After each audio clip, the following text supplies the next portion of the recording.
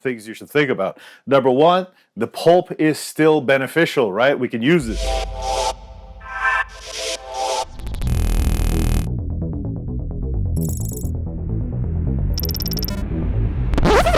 Yo, welcome back to Urban Street 420. I'm your host, 40. Today we're going to infuse MCT oil on the stovetop. What? As I play with fire, pushing this out. What if it flew out of my hand? All you need is a thermometer if doing on the stovetop and some kind of pot or pan, etc. Plus the material you're using. We're going to use hash, but you don't have to use hash. You could use flour, you could use a combination of flour and hash. It's up to you, baby. Come on over here, let's get started. All right, so we're closer. I have a measuring cup here only so I know how much I'm using. I've decided I'm going to infuse 125 milliliters, which is half a cup, right? So let's go ahead and take this. We're going to open this up. And I've already turned my burner on. I put it on high so it comes up to temperature faster. We're going to drop the thermometer in. In fact, let's do so right now. And this is going to keep us up to date on what the temperature is on the pot, right? You may not see what the temperature is, but I'll see it, and that's what matters, baby. So let's go ahead and pour 125 milliliters in here, which is like so. And I was trying to decide how I was going to do this. If I was going to do it in a pot like this or do it in a double boiler. I ended up deciding on this pot, and one of the reasons is because it has lips, and I thought it would be easier to pour at the end of the video. So that's why I chose this. And I decided not to do the whole bottle because I don't have anyone asking for MCT oil at the moment except for this one person. We're going to use 10 grams of hash. That is 45% hash. So this stuff is roughly 4,500 milligrams. But then, of course, minus for the infusion process will be slightly less, right? I'm going to go ahead and take this, 20 to 30% less to be precise. Now, this just came out of the oven. I'm just going to agitate it a little bit, right? And I'm going to dump this in here. Now, again, how much should you use? This is going to be very strong. And if you need to figure out how strong, use a calculator like the one over at scientificedibles.com.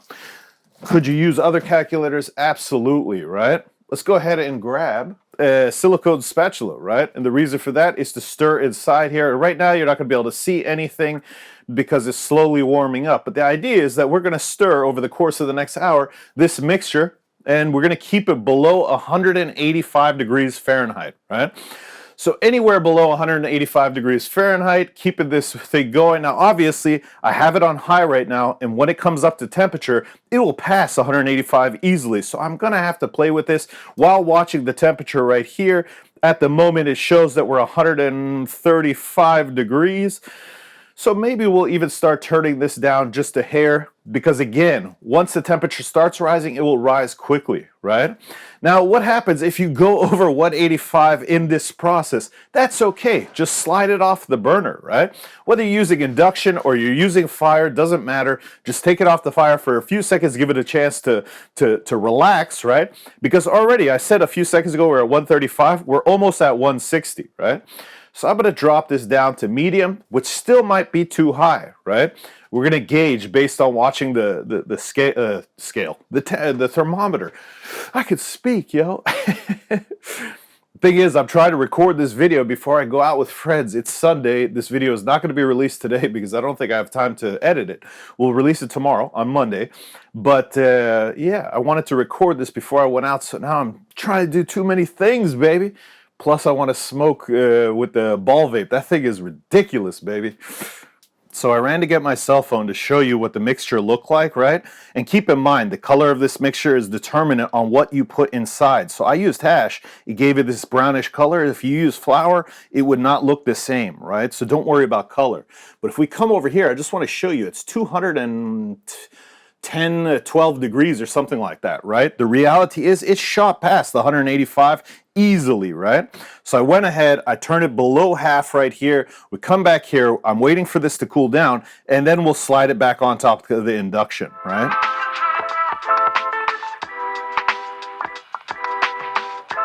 All right, so you can see that it's at 172 degrees right now. I put it back on the burner.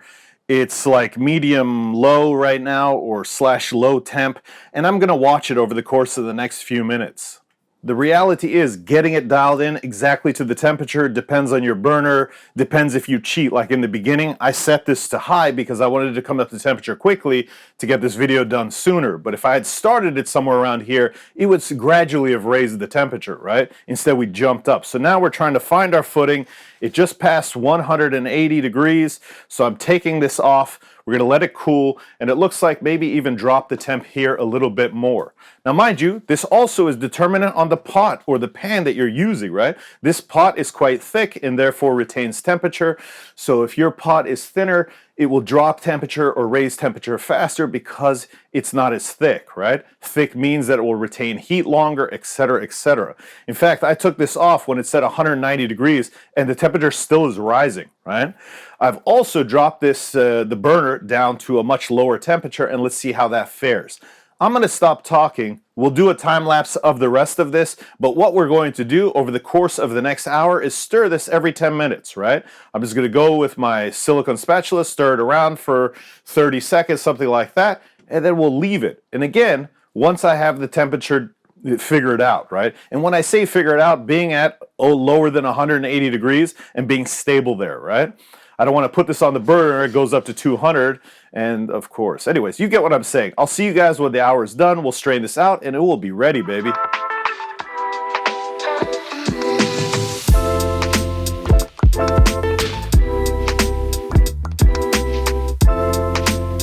So I just thought, let's add some lecithin to the mixture. I'm going to put about a half of a tablespoon, and the reason for that is because I only used half of a cup, right? And the reason I'm using lecithin is for greater distribution of cannabis content inside the oil, right? The thing is, both oils don't need an emulsifier because they're both oils, but by adding the lecithin, what we're going to do is make the THC more bioavailable, and we are going to make it so it is for sure more evenly dispersed, right? Although I guess that point could be argued, but minimally, we're increasing the bioavailability of THC within the infusion.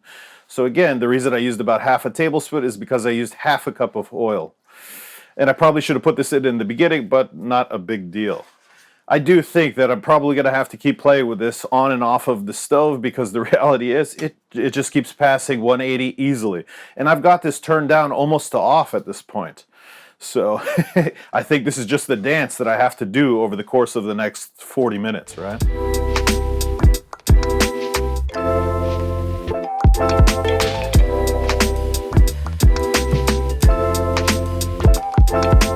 All right, so it's been an hour. I wanted to show you what it looked like here before we took it off. We're ending at slightly below 180, which is good.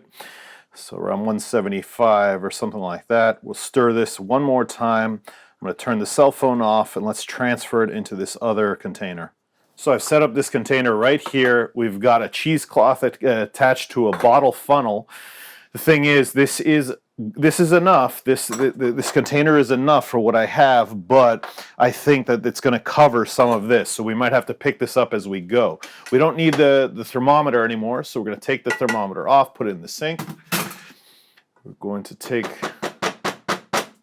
the spatula, and I don't know if I need the spatula, so let's just put it on top of this, and let's go ahead and try to pour this in here, right?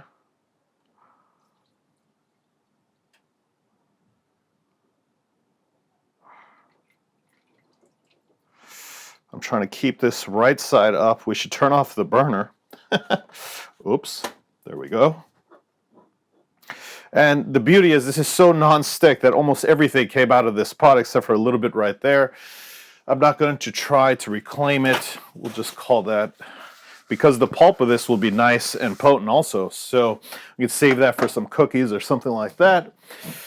As soon as this comes through, it looks like it's coming through a bit slow, but it'll be all right.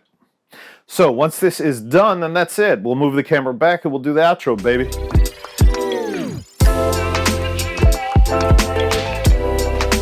All right, before we move the camera back, I'm just going to show you this cloth right here. You could, right? I'm not going to, but you could take a pot like this, put some water in here, and then put this in there with a tea bag or something like that, and then you will get an infused tea with this.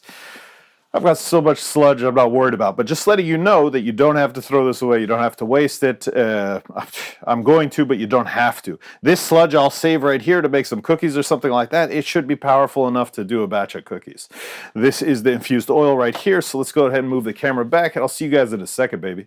All right, so there you have it, infused MCT oil. It's still very hot in this container. This is why I'm using the oven mitt, right? I'm gonna put this down right here, and let's talk about some things you should think about. Number one, the pulp is still beneficial, right? We can use this for cookies, cakes, etc. If you had used flour, make sure that you fully dry it out. Well, either way, make sure you dry it out. I'm gonna leave it on this parchment paper to air dry over the course of a day or two, and then at that point, then I'm going to use it for some cookies.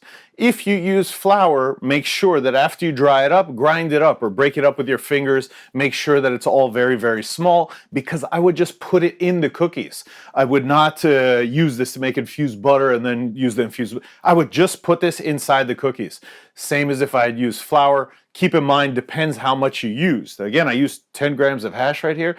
However, there is a lot of loss of hash because either A, it didn't make it here, it was stuck on the cheesecloth or whatever the case may be. And so if it was flour, it was bigger, etc., you'd have probably more material at the end. So keep that in mind.